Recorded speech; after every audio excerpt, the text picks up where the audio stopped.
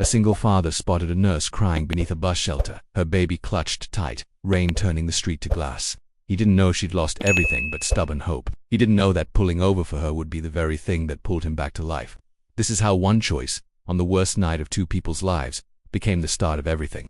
Before we dive in, tell us where in the world you're listening from. We love seeing how far these stories travel. The rain battered the windshield like 1,000 small fists. Rowan Carter leaned forward over the wheel, knuckles pale, as lightning split the sky above the Washington foothills. Tuesday, 11:30. 14 hours on site. Bondeep tired didn't begin to cover it. That's when his headlights found them. Two shapes folded into each other at a bus shelter. A woman, drenched, a child in her arms. Something about the way she shielded that little girl made Rowan break before his mind caught up. He'd learned long ago to listen when his gut spoke. He pulled to the curb and stepped straight into the storm. His jacket gave up in seconds. Up close, the woman looked about 30. Dark hair slicked to her cheeks, but her eyes, those were what stopped him. Not fear, not anger. A clean, raw desperation, ma'am. Rowan raised his voice over the thunder. Are you okay? She lifted her face. Tears and rain made a map of silver on her skin. The girl in her arms whimpered, then tucked closer. We're fine, the woman said, and her voice broke on the lie. She wore scrubs beneath a thin jacket. A nurse. Then, you'll freeze out here, Rowan said gently. I've got a sitter at home with my son. I'm heading back now. Can I take you somewhere? Hospital. Station. Her expression crumpled. Fresh tears. I don't. She swallowed. Try it again. I don't have anywhere to go. 6 words hung between them like a confession. Something shifted in Rowan's chest. He remembered that feeling. He'd worn it. Come on, he said quietly. Let's get you both out of the rain. 20 minutes later, Rowan unlocked the door to his small 2-bedroom rental and waved them inside. His neighbor, Mrs. Patel, gathered her knitting in purse when he whispered that it was an emergency. I'll grab towels, Rowan said, already moving. Dry clothes, tea. The woman stood in the entry, still holding the sleeping child like a lifeline, as if she couldn't quite believe this was real. I'm Hannah. She managed. Hannah Reyes. This is Mia. Rowan Carter, he said. I wish we were meeting a better way. He handed her a stack of towels and one of his flannel shirts. Bathrooms down the hall. Take your time. While she changed, Rowan peeked in on his 7-year-old Leo fast asleep. Comic books slipped across his chest. He smiled despite the day, then set a kettle on. T-shirts. They were warmer, drier, but Hannah's eyes still held the weather. Sit, Rowan said, nodding to the kitchen table. You don't have to tell me a thing, but if you want to, I'll listen. Hannah eased into the chair. Mia dozed in her lap. The steam curled from the mug. After a long silence, the words found their way out, voiced soft. Single mom since Mia was born. Her father left when I told him I was pregnant. Said he wasn't ready. She gave a breath of a laugh with no humor, as if anyone's ready. Rowan kept quiet. Let the room be gentle. 6 weeks ago, the hospital sold to a private group. Restructuring, she said.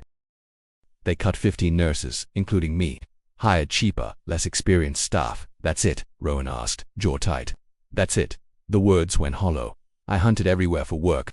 Word travels. People assume the worst. Savings vanished. Mia has asthma. Inhalers aren't cheap.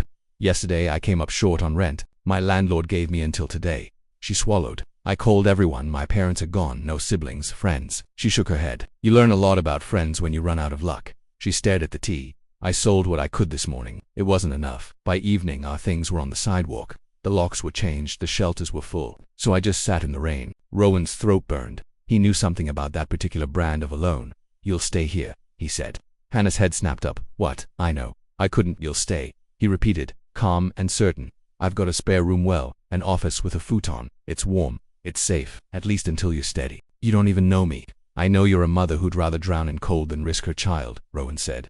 I know you're a nurse who got steamrolled by profit. And I know what it's like to need help and have nowhere to turn. His voice softened. I can't fix everything I can offer tonight. Tomorrow we make a plan. Hannah put her face in her hands. Her shoulders shook. Rowan slid a box of tissues across the table and pretended the kettle needed his attention. When she finally looked up, her eyes were red and searching. Why are you doing this? Rowan stared toward the dim hallway, where his son slept. 4 years ago, he said slowly, my wife died, ovarian cancer. Stage 4 by the time they named it. Hannah's hand moved, almost on instinct, to rest on the table near his. We did everything, he said. Chemo, radiation, trials we couldn't afford, sold what we had, maxed cards, took loans on the house. 18 months of fighting, he swallowed. And then it was just Leo and me. I'm so sorry, Hannah whispered. I had a 3-year-old who didn't understand why Mummy wasn't coming back, Rowan said, and a mountain of debt that took 2 years to dig out from. We lost the house. I took the first job that would have me construction, long hours, and moved us here. He exhaled like a man setting down weight. After that, I lived small. Wake up, get Leo ready, Daycare, work until the body quits, pick him up, feed him bed, repeat. He met her eyes. For too long. What changed? She asked. He gave a quiet, lopsided laugh. Nothing and everything. Most days I still just keep moving. But when I saw you out there, he shook his head. I saw the two of us, years ago, drowning. He took her hand, very lightly. Maybe the only way any of that pain makes sense is if we use it to pull someone else to shore. No one stopped for us. Maybe I can be the person I needed then. Tears rose again, but this time they glowed. Thank you, Hannah breathed. Thank you. Morning snuck in around the blinds. Rowan woke to an excited whisper. Dad, there's a girl in the living room. He found Leo at the doorway, eyes huge, staring at Mia curled on the futon. Buddy, volume, Rowan murmured, steering him kitchen what, over pancakes his dubious specialty. He told an age-appropriate version of the night. Leo listened like he always did when things mattered. So they're staying? Leo asked. For a while. Yeah, and I need your best behavior. Okay, Mia's had a rough go. Leo nodded solemnly. Then, almost to himself, like we did when Mom got sick, Rowan pulled him into a hug. Leo so rarely said her name. Yeah, pal, like that. Then we help, Leo said. Simple as weather. Nobody helped us. And that was really hard. The wisdom of it knocked something loose in Rowan's chest. You're right, we helped. Hannah appeared with Mia on her hip, apology already forming. I'm so sorry, we didn't mean to impose. Pancakes, Rowan cut in, waving her to the table. They're not gourmet, but they are round. At breakfast, the kids studied each other like diplomats. Mia thawed first, a chatterbox disguised as shy. My bunny got lost, she told Leo gravely. Mr. Nibbles, he was my favorite, declared. Dad taught me buttons after Mom. We can figure out a rabbit. The look Hannah gave Rowan over their heads was gratitude made visible. Days slid into weeks and then a rhythm. Rowan left before sunrise for job sites. Hannah wrangled breakfast and walked the kids to the neighborhood school. Leo insisted Mia should go to his, and Rowan wrangled a temporary enrollment. Hannah spent her days job hunting, making calls, piecing a life back together. Rowan would come home to the hiss of something on the stove and a sound his house hadn't truly held in 4 years. Laughter. For the first time since the funeral, he found himself hurrying home. The old silence had been traded for noise and small arguments and ridiculous knock-knock jokes. He caught himself smiling without thinking about it. For weeks in, a clinic on the edge of town called Hannah back. 3 days later, she had an offer. I start Monday, she told Rowan over their now nightly tea. The kids were asleep. It's decent pay. In a month, I can have first and last month's rent saved. Oh, Rowan said, and something sank inside him. That's great. Hannah searched his face. Unless you don't want us to go. He tried again. I don't want you to go these weeks. This has felt like a home again, not just a place Leo and I pass through. Then we'll stay, she said softly. I'll pay rent. We'll figure it out. He nodded, unable to trust his voice. Something was shifting between them, but neither wanted to startle it by naming it too soon. Seasons turned. Autumn to winter, winter to a shy spring. The house changed in little ways that meant everything. Hannah painted Mia's walls lavender. She rearranged the kitchen so it made sense. Flowers appeared in a jar by the window, but mostly, she brought back parts of Rowan he'd buried with grief. He was making dumb jokes again, playing board games instead of just one more email. Leo bloomed under the gentleness, talked more, smiled bigger, started bringing home better grades. Mia, who'd arrived cautious as a stray cat, revealed herself as a general with a plastic tiara, bossing Leo with the confidence of a child who finally felt safe. Late nights on the porch became their ritual, TI. Talk about shifts and job sites and math homework disasters. Underneath, a quiet current. One night their hands nearly met on the armrest and both pulled back as if the wood had sparked. We should probably, Hannah began. Yeah, Rowan said. For the kids. Neither said the rest. What if we break this? Mia's 8th birthday arrived in September, nearly a year from the rainy bus stop. A backyard party with paper crowns and cupcakes that refused to rise. Mia made Leo a construction paper crown and named him Birthday King. Rowan watched Mia's blonde head beside Leo's dark curls and something tight in his chest finally admitted itself. They're good together, Hannah said, coming to stand beside him. They are, he said. Silence stretched, bright and tender. I don't want to be just friends anymore, Hannah said, so quietly he almost missed it. Rowan turned fully to her, to the woman who'd stepped into his life with nothing and somehow handed him back his...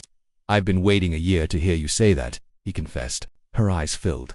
I was scared of ruining this. If he kissed her, careful, certain months of what-ifs told to hush. When they parted, both were smiling. Slow, Hannah said. For them, for us. Slow, Rowan agreed. I can do slow. Slow turned out to be work. Dating while sharing a roof with 2 very observant children required stealth and strategy.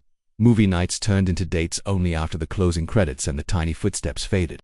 Kisses were stolen in kitchens. Hands found each other under the dinner table. 3 months in, they sat the kids down. So Rowan began awkward. Hannah and I, your boyfriend and girlfriend, Mia announced. delighted. Finally Leo rolled his eyes. We've known forever, Dad. Apparently subtlety wasn't their strong suit. The first year brought surprise tests. A nasty winter cold knocked Hannah flat for a week, and Rowan's fear clawed its way back, convinced loss was circling. He brought soup with shaking hands. I'm okay, she murmured. It's just a cold. I'm not going anywhere. I know, he said, and didn't sound like he did. You're scared. She took his hand. I get it, but we can't barricade our hearts every time life coughs. We talk. We walk through it together. It became the first of many hard, honest conversations, learning to say the quiet part, learning that love after loss meant letting someone see your fear. Hannah fought her own ghosts. When money pinched one month, she stacked overtime until she swayed. I can't depend on you, she told Rowan when he asked her to slow down. I won't be a rescue case. You're not, he said firmly. We're partners. We carry things together. You don't have to prove you can bleed alone. They learned, slowly and beautifully, to fight fair, apologize, forgive, and lean without collapsing. Year 2 felt different edges, sanded down by time and tenderness. They built holidays that felt like theirs, crooked pumpkin carvings, too much Thanksgiving pie, a Christmas morning with too many presents and not enough coffee, traditions sprouted Friday movies, Sunday pancakes, Wednesday evening walks that ended with sticky ice cream faces. Leo, now 10, defended Mia at school like a knight. Mia 8, had him wrapped around her pinky and somehow made him proud of it. One night, drying dishes, Mia asked, as casually as weather, "So when are you getting married for real?" Hannah nearly dropped a plate. "We haven't exactly talked about that yet, honey. But you love each other," Mia said, "and we're already a family. So when do we make it official?" Later, on the porch where Big Talks lived, Rowan asked, "Are we ready for that?" Hannah was quiet a long time. "I think I am. I think I've been, as long as you are. As long as we're sure." Rowan thought about everything between the rain and now. About the woman who'd arrived with nothing and handed him back his heart. About the family they'd built from mismatched pieces that somehow fit. "I'm sure," he said, more sure than anything. 3 months later, on a Saturday, he watched Leo and Mia construct a backyard obstacle course out of pool noodles and cardboard. The ring in his pocket had been there a week, heavy with meaning. He'd been waiting for perfect, watching Hannah laugh as Mia declared herself supreme commander of the backyard kingdom. Rowan realized perfect was this, a messy afternoon with grass stains and joy. "Supreme Commander," he called. "Report here." "You too, Lieutenant Leo." They skidded to him, breathless and proud. Rowan knelt, looking at all three, his boy who'd relearned how to smile, this girl who'd turned their quiet into music, and the woman who'd saved him by letting him save her. "We're a pretty good team," he said. "The best team," Mia declared. Rowan pulled out the ring. Hannah gasped. "What if we made it official?" he asked, eyes saying the rest. "What if we became a real family?" "Hannah Reyes," he said, voice steady. "Will you marry me?" Hannah's hand flew to her mouth. Tears spilled, sunlight in each one. She started laughing and crying all at once. "Yes," she whispered, then louder. "Yes." Leo whooped and tackled Rowan. Mia bounced in place, unsure of the mechanics but sure of the joy. Hannah kissed him, tasting of promises and second chances and home.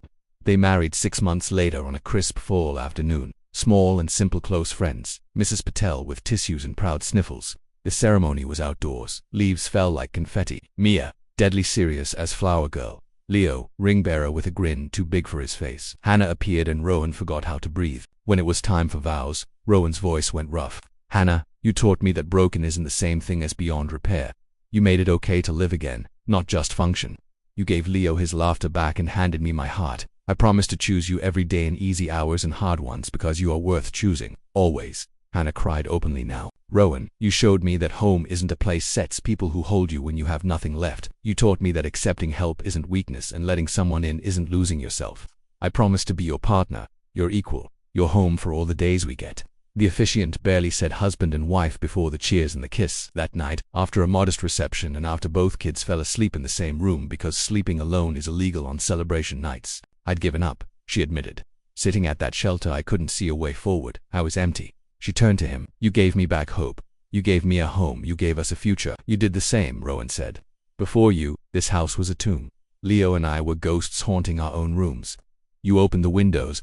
Through the glass, they heard Leo's voice drifting. "And then the night and the scientist and the dragon all became best friends and lived happily ever after." Hannah laughed softly. "Our son," Rowan repeated, letting the words settle like a blessing. He thought about the Tuesday in the rain. How he'd stopped for a stranger, and how that stranger had become his everyday. "We saved each other," he said. "Yeah," Hannah whispered, resting her head on his shoulder. "We did." They sat under a sky stippled with stars to people who had learned that the darkest nights sometimes escort in the brightest dawns, that sometimes hope looks like a car pulling over, that family isn't always blood, it's a decision. It's showing up. It's loving hard even when your hands still shake. It's being broken together and discovering the shape of whole. Rowan Carter stopped on a rainy Tuesday thinking he was helping a desperate stranger. He didn't know he was hauling himself back to shore. Years later, for once broken pieces had become a single, sturdy home. Their story wasn't about perfect timing. It was about patient healing, about second chances, about the grace that arrives when you're brave enough to let hope in. If this reminded you it's never too late to begin again, pass it to someone who needs a little light today. Subscribe to Heartline Stories for more reminders that your story isn't over, that some of the best chapters are waiting for the one moment you choose to stop, to see, to help, to love. Because sometimes saving someone else is exactly how you save yourself.